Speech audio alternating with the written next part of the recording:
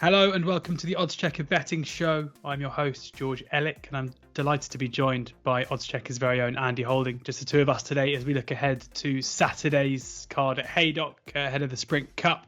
Andy, how are you doing?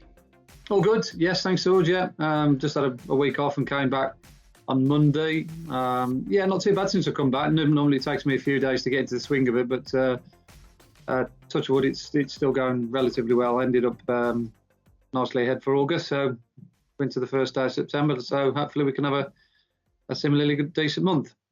Yeah, here we go. Hope for a big September.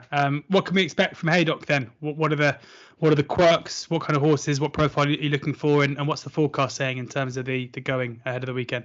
Yeah, I think tomorrow's going to be okay. One or two little rogue showers here, there and everywhere, but shouldn't amount to too much. But I think Saturday's going to be definitely worth keeping an eye on the skies. There is a low pressure area bubbling up from the south. They are going to get rain for certain. Again, in what quantities, it's hard to really be sure. So it does make sort of tipping 2 days in advance a little bit more treacherous. I'd probably have a little bit of an open mind going into sort of like the bigger races, as it will affect some horses are obviously quite short in the betting, and you could get some value about horses that, if it does rain, might look a little bit big at time of recording. So, yeah, we're in a bit of a state of flux at the moment.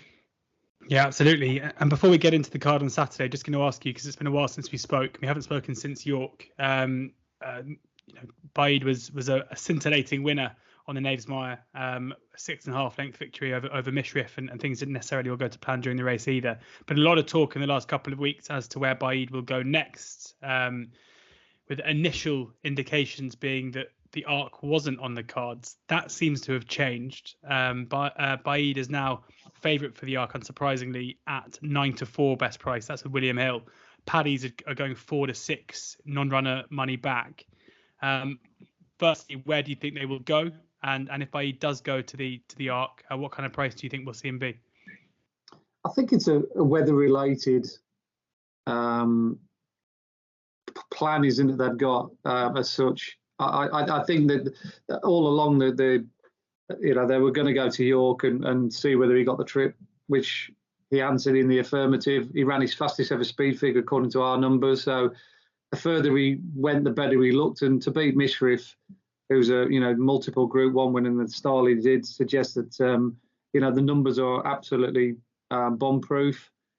And he wasn't stopping at the line, so he should, in theory, get further. Do they need to try him over further to sort of enhance his reputation better than it already is? I don't know. The Irish Champion Stakes would look the logical choice, but I think the temptation to probably go out and do something that perhaps Frankel never did would get him up there in the pantheons of the greats. That would be the sort of temptation that the connections would have.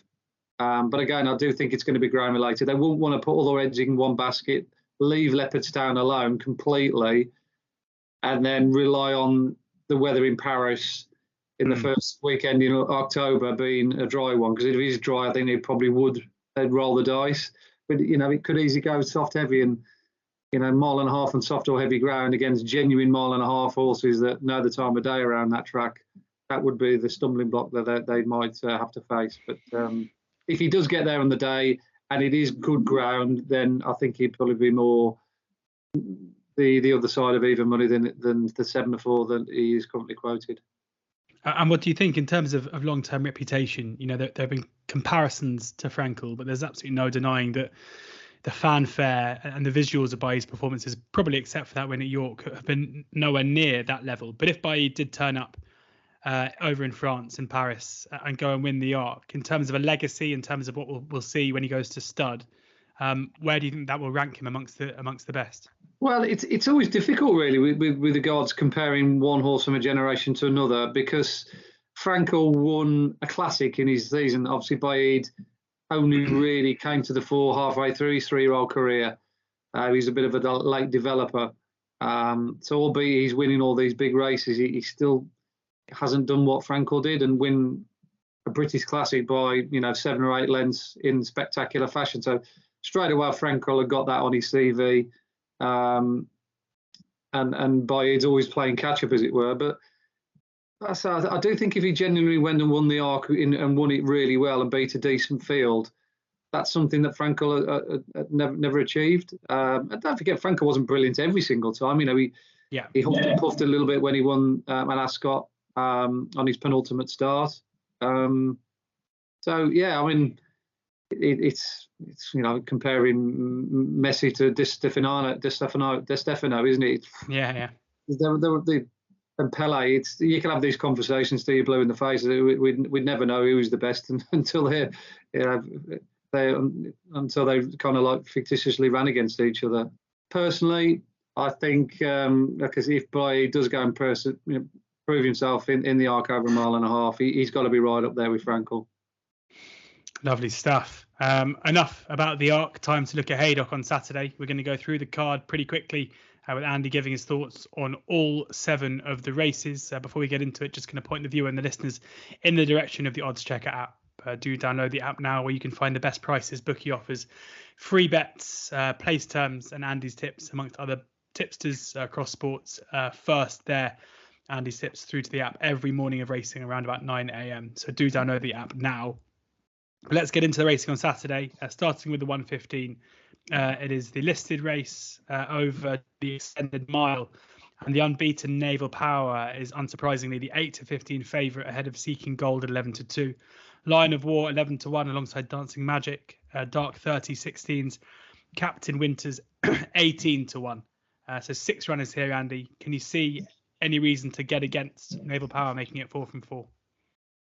None really. No, I think this is a fairly weakish looking race for a pattern event. I think it's a good bit of placing by Godolphin. They've gradually stepped him up through the ranks, run by run, undefeated going into his last run at Ascot, and he blew away a reasonably decent field. There was a bit of confidence behind the third horse, Mascarpone, who finished 4th in the Brocklesby early on in the season and was bought by Australian Bloodstock for David Simcock. And he gives the form a little bit of a solid look to it, I suppose.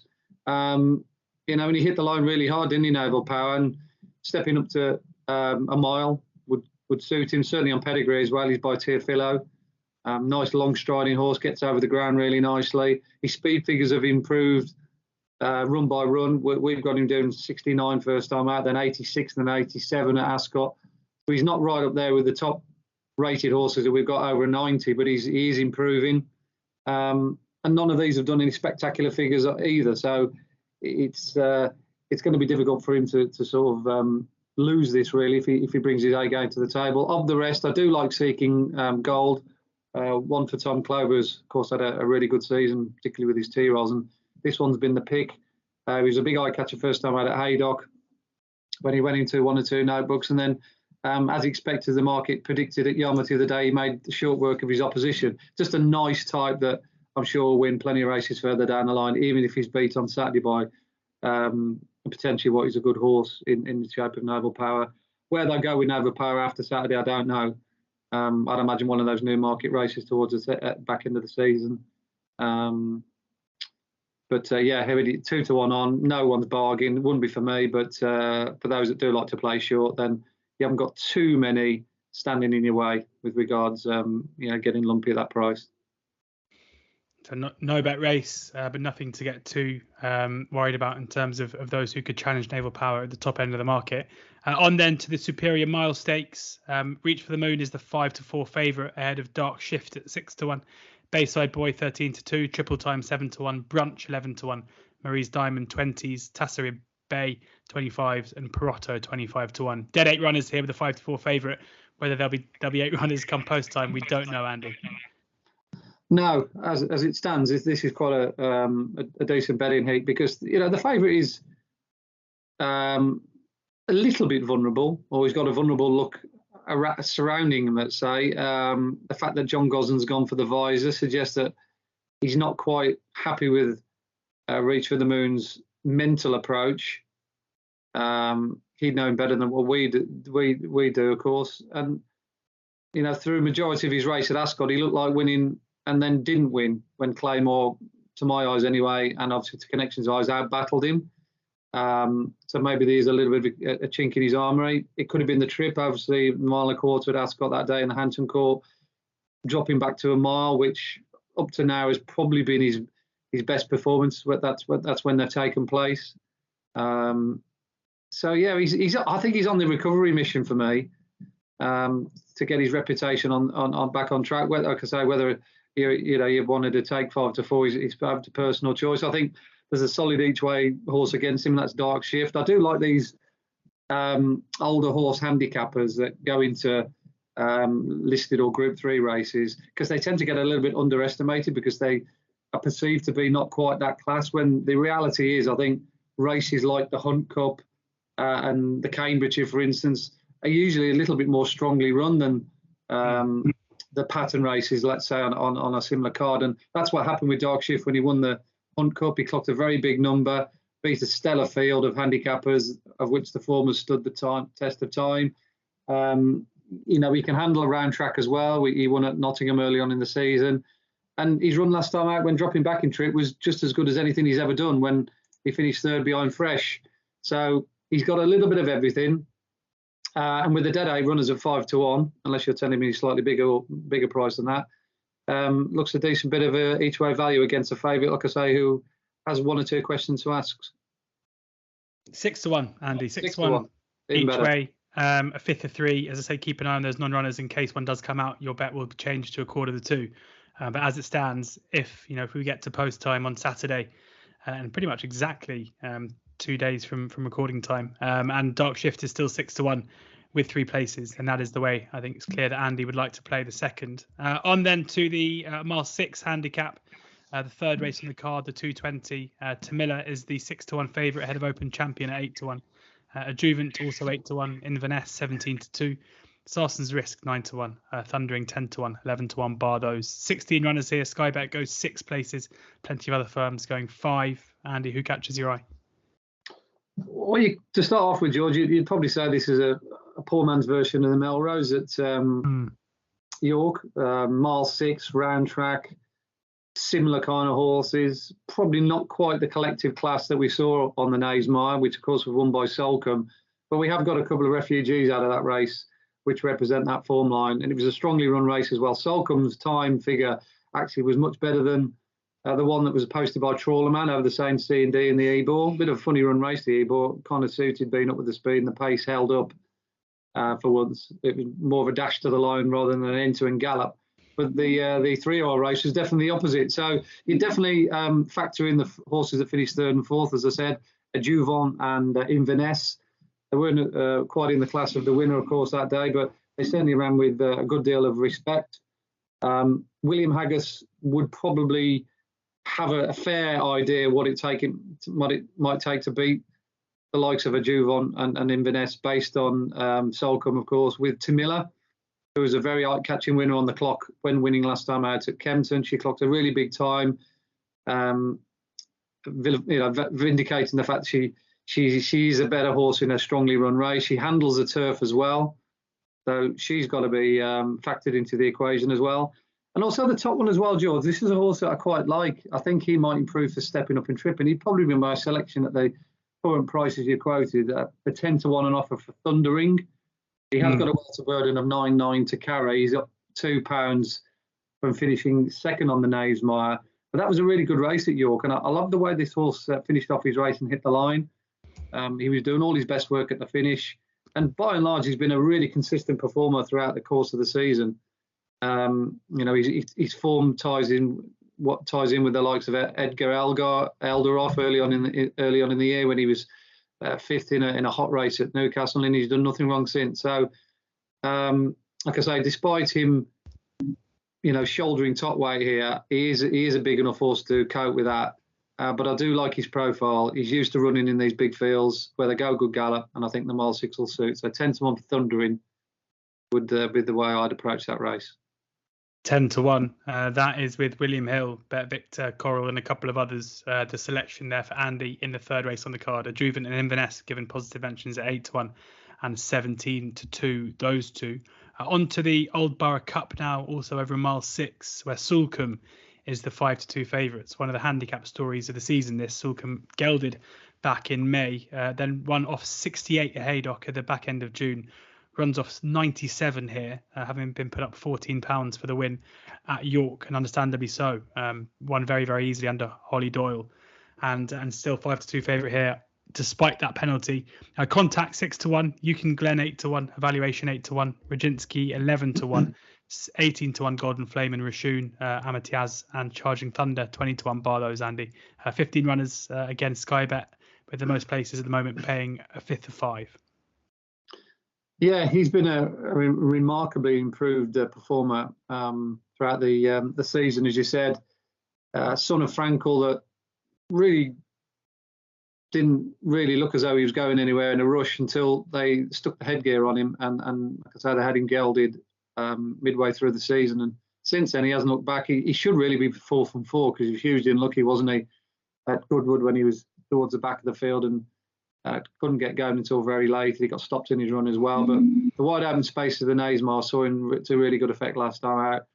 Once again, given a very confident stroke patient ride by his jockey, I think it was Holly Doyle on that occasion, came through, sauntering through on the bridle, which is quite astonishing, really, considering they've gone a really good gallop and he still had plenty of energy left in his legs to win with loads in hand. He looks a cup horse for next season. I think Connections will obviously be eyeing races like the Eagle, maybe. But further down the line, yeah, you can see him being a really good stay-up to take on the likes of Trushan, Kyprios, maybe if not next season, the season after. He's that kind of horse. So, you know, even though it looks a bit of a skinny price, his time figures and the way he's going suggest that he's very much the one to beat. And of the older horses, if you're very much of that persuasion, and the 3-year-olds actually don't have a great record in this race, looking at the tail of the tape. I think the last time a 3-year-old won it was back in 2012. Then you'd probably want to get with Euchen Glen, who's been a huge eye catch on his last 2 starts. Goodwood, he got absolutely no luck in running. And once again, the fickle hand of fate kind of like went hand in hand with his run in the Ebor when he was looking for a run towards the near side rail in the hands of Paul Moran, and he did get stopped in his run about 3 or 4 times. He did finish off his race quite eye-catchingly to finish never near a 7th. But his closing sectional, funny enough, for the last 3 furlongs was the best on the card that day. He did 34.3, which is pretty good to suggest he's in rare old form. He's won this race before as well. I think it was either 2 or 3 years ago. He popped up in this race off a mark of 101.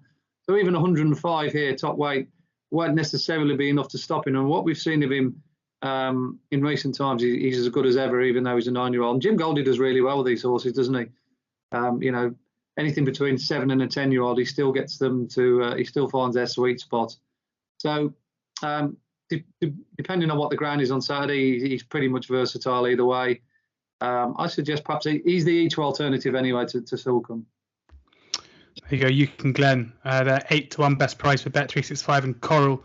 The way that Andy's looking to play the Old Borough Cup as an each-way bet there, but a certain respect for Soulcoumbe at the top of the market. On to the big race on the card, the 6 furlong Group 1, the Sprint Cup, where Minzal is the 4-1 favourite, just ahead of Naval Crown at 5-1. Emirati Anna 7-1, Rohan 17-2, Art Power and Kinross both 9-1, Go Bears Go 12-1, Brad the Brief 14s 16-1 bar those. Andy, who do you think's the value to win the Sprint Cup on Saturday? I think the value is definitely Brad the Brief. Looking at the prices, he was 12-1 in midweek, and I thought that was a big price. And I was toying with the idea of getting involved, but that was with 3 places, so I thought I might as well wait till Saturday and see the draw and the ground and how many runners we've got. And no doubt there'll be firms that'll be going 4 or 5 places on the day, and that'll probably be worth taking a little bit shorter. But I see he's still 12-1, which isn't a bad shout. I think he's been campaigned specifically for this race, whereas I won't say 1 or 2 are coming here as an afterthought, but they've had hard-knocking seasons like the likes of Emirati Anna and Naval Crown and Kinross, Rohan, etc. They've taken a lot of scars with them along the way. But I do like to say the way he's been campaigned. He started off his year winning over the course and distance to get acclimatised to the track. He did that in pretty decisive fashion. And then he went to the Curragh last time out, and he was one of the first horses off the bridle that day at the County Kildare track, but he came home very eye-catchingly to see off a lot of good Irish horses, including a horse I rate, Moonista. They pull well clear of the rest. The time figure is very good. And he hasn't run for the interim period, 105 days. So he's nice and fresh. We know he likes the track. He wouldn't mind a little bit of dig in the ground either. He's won on softish ground. So Hugo Palmer will be quite happy to see a little bit of rain. Stall 15. I'm not sure how the race will pan out, George. Of course, we'll get plenty of chances on the straight track over the course of the 2 days prior to Saturday to see where you need to be on the course. But if he's not in the wrong place on the track, then I'm sure that ability alone will allow him to run a nice race. So 12 to 1 for me. Each way about the brief definitely strikes me as being the value bet in the race. 14 to 1, Andy. 14 to 1, Paddy's and Betfair. Betfred offering 5 places, a fifth of 5 they are, also 14 to 1. If you want the 6 places that Sky Bet are offering, then you have to go to you have to go to 12 to 1. Sky Bet 6 places there in the Sprint Cup. 2 more races on the card. We have no prices for either, so we'll ask if there's any of them to keep an eye out on. You've got the 5 furlong handicap, Andy first, and the 405, and then the mile handicap in the last. Yeah, got a couple of picks for both races, George. I've always been a big fan of Corker. He won for my column early on in the season at York, coming from a long way back. And that's the problem with him to a degree. He often misses the break. I say often, he virtually misses it every time, including last time at Beverley. But unfortunately, Beverley, being the track as it is, and they all race and converge on that far side rail, he was never likely to get a clear run, whereas York, wide open, expansive spaces on the course on the Naysmire, enabled him to get through and get a clear passage to the line. But everything that could go wrong did go wrong on the Westwood, and he got stopped in the run about 4 or 5 times. He was never therefore competitive behind Tis Marvellous. But he still comes out well on the figures that day, and it was a strongly run race, and even finishing 4 lengths behind the winner suggests he's still in reasonably good shape. He hit the line really hard without really knowing he had a race. So if he can break on terms, or reasonably for his standards on terms, he has won at the track as well. So like I say, if he's there or thereabouts at halfway, nothing will be coming home stronger than Corker. So if you can get a nice each way price about him, I don't think you'll be too far wrong. Corker in the 405. Anything in the last? Yeah, interesting runner here is Gifted Ruler. I'd imagine that Alazoir will be favourite, so we might get a little bit of value about Hugo Palmer's charge. He's a course winner, of course, last season, and even though his season so far hasn't amounted to much at first glance, I think if you dig a little bit deeper into the way he's been running, I think he could run all right here. He certainly can run better than his figures suggest. He was 4th of 4 the last time he came here, but that was over 1.25 miles, the extending 1.25 miles on soft ground, which he didn't stay. They then dropped him back to 7.5 furlongs last time at Chester, but unfortunately he was drawn out in the wing. He was drawn 13 of 13, had to be dropped out right towards the back, and he was still last with 2 furlongs to run. But I did notice him finishing his race off very eye-catchingly to finish never near a 7th. That was a much better effort. I think the mile of Haydock will really suit him. But more importantly, George, he's drawn in stall 1, whereas the favourite, Alazoir, was drawn in 13. So a complete switch around in fortunes, as it were, from Gifted Ruler's stall position on the Rudy, where he was drawn 13 of 13, to 1 of 1 at Haydock on Saturday. So his odds will probably not reflect his chance. Or what happened to him last time in comparison to his chances here today or come Saturday. So I'd be sniffing around perhaps on Friday night to have a look what price bookmakers go about Gifted Ruler, because he's bound to be chalked up bigger than what he should be. Lovely stuff. Gifted Ruler in the last, the one that Andy's putting up. No prices in those last 2 races, so keep an eye out on both of those. And that brings our whistle-stop tour of Saturday's racing at Haydock to a close. Thank you very much to Andy, as ever, for joining us. We'll be back again next week as we look ahead to a huge weekend of racing, including the St Leger. So do join us for that. Do download the oddschecker app as well for the best prices, bookie offers, free bets, place terms, and Andy's tips straight over to the app every single morning of racing, amongst other tipsters too. Fingers crossed, a couple of winners in there. But as is always the case, we encourage you to ensure that you're gambling responsibly.